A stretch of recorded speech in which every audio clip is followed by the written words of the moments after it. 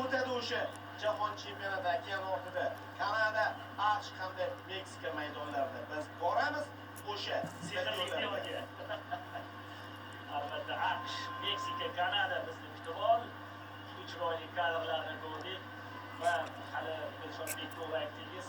Qanchadan qancha farmonlar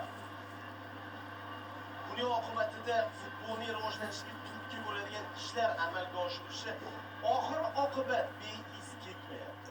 Bu o'z natijasini berishni boshladi. Yuqorida menimcha dronlar shousi ham hali hamon davom etmoqda. Endi orzuyimiz nima bo'ladi?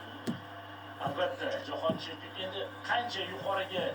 Ha, boya besajib o'tmadim. To'y hali davom etadi. Biz endi boshladik. Show must go on. Chunki biz endi boshladik. Bir necha bor aytib o'tardik. O'sha Yaponiya, Janubiy Koreya, Eron, Saudiya Arabistoni kabi jamoalar ular muntazam ravishda jahon chempionatida ishtirok etishardi. Ular jahon chempionati saralash o'yinlarini qanday o'tkazish kerakligini bilishardi. Ular bu borada katta tajribaga ega edilar. O'sha tajriba bizga ham keldi. O'sha tajriba bizga ham keldi. Hozirgina aytib o'tirgandik. Bu yuqori darajada bo'layotgan e'tiborning samarasi. Bu shunchaki quruq gaplar emas. Rostdan ham shunday.